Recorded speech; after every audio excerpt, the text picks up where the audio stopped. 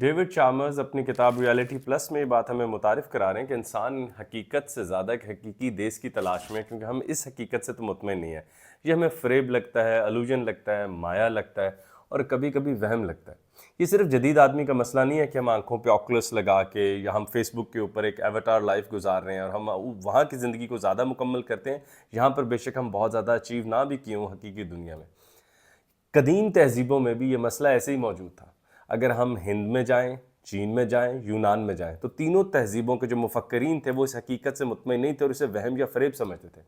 Hinduism में तो आप जानते हैं कि इस हकीकत को वैसी माया या अलूजन कहा जाता है। लेकिन सवाल ये पैदा होता है कि कदीम आदमी जिसके हवास बहुत ज़्यादा बेताब थे कायनात को देखने के लिए, उसने भी इस पर इतना ईमान क्यों ना लाया, इसको इतना हकीकी क्यों नहीं माना। एक बात तो ये जहन में आती है कि जब कदीम आदमी सोया होगा तो वहाँ पर ख्वाब आए होंगे और ख्वाबों में एक और देश या एक और कायनात नज़र आई जो कि बहुत रंगीन थी, वहाँ पर आपको बहुत कंट्रोल था। दूसरा, इस कायनात का तगय्युर, दिन और रात का बदलना, आंधियों का चलना, उससे बहुत ज़्यादा एक बेतबारी उठी और ये कायनात एक वहम लगने लग गई। और अगर हम आगे और आगे जाएं तो इंसान के जब हवास थकने लग गए, वो बूढ़ा हुआ, उसकी नज़र कमज़ोर हुई, तो उसे लगा जैसे हकीकत भी कमज़ोर हो गई है, यानी कोई इशू है इस हकीकत में जो ये मुझे सही तरह समझ नहीं आ रही। तो अगर जब हम आगे जाते हैं तो हमें ये बात का एहसास होता है कि अगर हम कदीम तहजीबों में जाएं तो जदीद आदमी सिर्फ रियलिटी वर्सेस वर्चुअल रियलिटी के मसले में या रियलिटी वर्सेस मेटावर्स या यूनिवर्स वर्सेस मेटावर्स के मसले में नहीं है, मगर कदीम आदमी भी इसी मसले में मौजूद था। पहले चलते हैं चीन की तरफ। ज्वांगजी, एक बहुत इंटरेस्टिंग हमें कहानी सुनने को मिलती है, ज्वांगजीज बटरफ्लाई, जिसको हम अपने चैनल पे पहले कवर कर भी चुके हैं कि एक फ़लसफ़ी थे जिन्होंने ख्वाब देखा कि वो ख्वाब में तितली बन चुके हैं। और जब वो जागे तो उन्होंने कहा, क्या इस वक्त वो तितली तो ख्वाब नहीं देख रही कि वो आदमी बन चुकी है, और मेरे पास क्या दलील है कि मैं इस वक्त तितली का ख्वाब नहीं हूँ, क्योंकि थोड़ी देर पहले मेरे ख्वाब में मैंने अपने आप को तितली के रूप में देखा था और हो सकता है अब तितली अपने आप को आदमी के रूप में देख रही हो।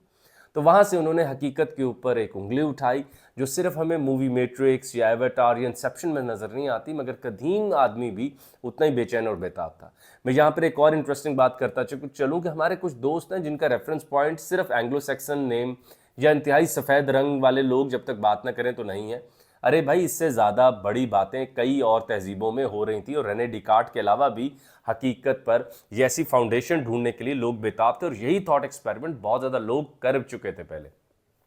आगे चलते हैं हम हिंद की तहजीब की तरफ। तो हम कहते हैं नरादाज ट्रांसफॉर्मेशन। सो नरादा एक आदमी थे जिन्होंने विष्णु जी को कहा कि मैंने इस माया को समझ लिया और ये हकीकत वाकई नहीं और ये माया है। तो विष्णु जी ने कहा, चलो मैं तुम्हें दिखाता हूँ, और उन्होंने उंगली लगाई और वो आदमी सुशीला नामी औरत के रूप में ढल गया। उसके बच्चे पैदा हुए, उसके बच्चों के बच्चे पैदा हुए, और फिर ऐसा अजाब आया कि उसके बच्चों के बच्चे मरे, फिर उसके अपने बच्चे मरे, और वो एक बूढ़ी औरत के रूप में था। तो विष्णु जी ने उसे एकदम बाहर निकाला और कहा, बताओ अब हकीकत क्या थी? वो वाला रूप जहाँ तुम एक औरत थे और तुम्हारी नस्लें चल रही थीं और उन नस्लों के ऊपर अजाब आया, या ये वाली कायनात जिसमें इस वक्त मैंने तुम्हें खड़ा किया हुआ। तो यहाँ से एक और बात आई कि हिंद की तहजीब में भी वैसे ही माया कहा जाता है हकीकत को, वहम व फरेब, अलूजन, तिलिस्म, मजाज समझा जाता है। लेकिन जब हम थोड़ी फलसफियाना, क्योंकि दोनों कम से कम हिंद की तहजीब तो मिथोलॉजिकल भी है, मिस्टिकल भी है, लेकिन जब हम यूनान की तहजीब की तरफ जाते हैं जो अपनी बहुत फ़ख्र महसूस करती है अपनी रैशनैलिटी और अपनी फ़िलोसॉफिकल थिंक के ऊपर, तो वहाँ के भी एक बहुत मोतबर नाम अफलातून, जिनको भी हम कवर कर चुके हैं, उनकी भी हमें एलेगोरी ऑफ द केव नज़र आती है। यानी कि एक ऐसी कहानी जिसमें उन्होंने बताया कि इंसानियत को ऐसे सोच लिया जाए कि वो एक गार में बैठे हुए हैं और गार में पीछे उनके रोशनी जल रही है, आग जल रही है, और वहाँ से जो भी कोई चीज़ गुजरती है उसका शेडो सामने आता है और इन लोगों के हाथ बंधे हुए हैं, और ये सामने पड़ने वाले साये को, शेडो को ही इनकी अपनी वाहिद हकीकत या वाहिद पर्सपेक्टिव ऑफ रियलिटी समझते हैं।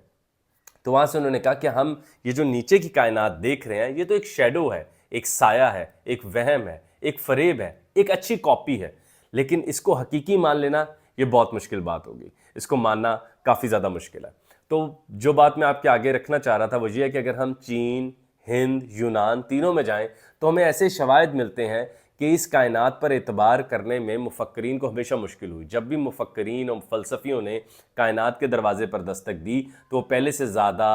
डिससेटिस्फाइड होकर वापस आए और कायनात ने उनको उतना एतबार नहीं दिया जितना इंसान को चाहिए होता है। और ख़ुसूसन सबसे ज़्यादा ज़र्ब क्वांटम फिजिक्स ने लगाई कि जब वो सब एटॉमिक पार्टिकल पर नीचे उतरते चले गए तो आखिर में शायद कुछ भी हाथ नहीं आ रहा, जिस पर वो हमें स्लावोव ज़िज़ेक का बहुत इंटरेस्टिंग एक लतीफ़ा भी मिलता है जो फ़लसफ़ियाना तौर पर बहुत बुलंदी रखता है कि शायद खुदा ने कभी सोचा ना था कि इंसान इतनी ज़्यादा गहराई में उतर के हकीकत को देख रहा होगा, क्योंकि तो मादा परस्त इंसान है, पैसा कमाएगा, मता इकट्ठी करेगा, गाड़ियाँ बनाएगा, घर लेगा, इसके पास इतना वक्त कहाँ कि ये सब एटॉमिक पार्टिकल पे जाएगा, तो वहाँ उधर कोई अहम चीज़ रखी क्यों जाए।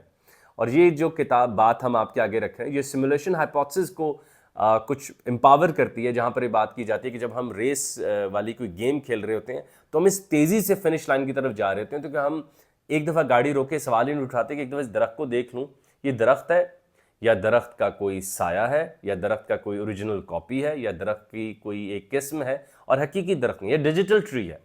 और हम उसको खोल के देखते ही नहीं क्योंकि we are in so much hurry to win the race, और हम गाड़ी को फिनिश लाइन के दूसरी तरफ ले जाना चाहते हैं। तो स्लावोव ज़िज़ेक की ये बात हमें इतनी इंटरेस्टिंगली बताती है, शायद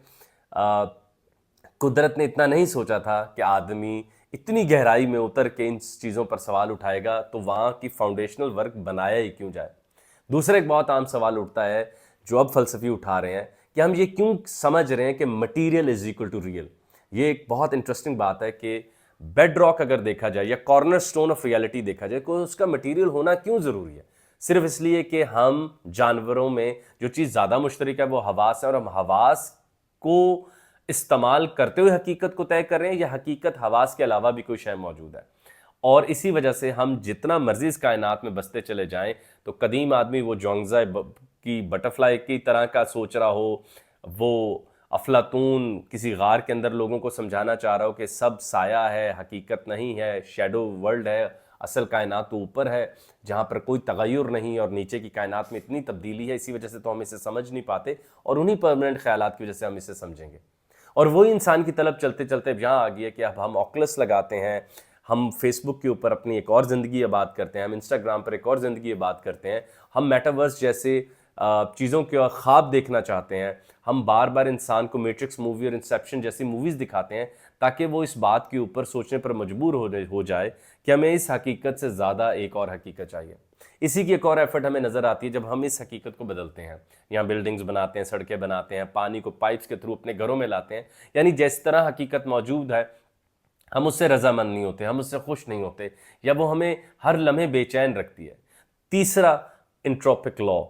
सेकंड लॉ ऑफ थर्मोडायनामिक्स हमें बताता है कि कायनात खसारे में जा रही है, या हर लम्हे डिसऑर्डर की तरफ बढ़ रही है, डिसऑर्डर बढ़ रहा है। वहाँ से एक और तलब इंसान में उठती है कि ये रियलिटी नहीं हो सकती, क्योंकि मेरे पास कुछ परमानेंट आइडियाज़ हैं, और जिस हकीकत में या जिस मादे में मैं जिंदा हूँ उसके पास कोई भी परमानेंट आइडिया मौजूद नहीं है, मगर वो तो घुल रही है, खसारे में जा रही है, डिसऑर्डर की तरफ बढ़ रही है। तो मेरा और इस तरह वाली मादी हकीकत का आपस में कोई कोरिलेशन बन नहीं रहा। ये सब बातें इंसानों को मजबूर करती हैं कि वो इस सवाल को दोबारा सोचें कि क्या हकीकत उतनी हकीकी है। बल्कि हिंदुज़म में बड़े प्यारे अंदाज में बात समझाई जाती है कि ये कुल्ली तौर पर फरेब है, लेकिन जुज़ में इसमें एतबार महसूस होने लग पड़ता है। और इंसान को जब ये वहम होता है कि वो इस हकीकत से जुदा है, तो ये वहम और पक्का हो जाता है कि हकीकत ठीक है। लेकिन जब आप कुल में जाके देखते हो तो शायद आपको लगता है कि no, this is not it. तो इस कायनात का तगय्युर, इसकी तब्दीली ने अफलातून के जहन में भी सवाल डाले कि वो कायनात जो हर लम्हे तगय्युर में हो, उस पर ये एतबार कैसे किया जाए कि उसको जाना जा सकता है और यही हकीकत है। या वो नरादा की ट्रांसफॉर्मेशन जिसमें विष्णु जी ने उसमें कई नस्लों की हकीकत उसको दिखाई और वापस निकालो और कहा बताओ अब हकीकत क्या है। या जोंगजी की वो ख्वाब जिसमें वो तितली बनता है और बाद में वो सोचता है कि क्या तितली इस वक्त जोंगजी का ख्वाब तो नहीं देख रही और मैं एक तितली का ख्वाब तो नहीं हूँ। यहीं से वो बड़ा सा सवाल लोग उठाते हैं कि क्या हकीकत पे एतबार किया जा सकता है, या ये किसी खुदा के जहन में उठने वाला एक ख्वाब है जिसके कुछ किरदार हम हैं और हम इसको जिए चले जा रहे हैं।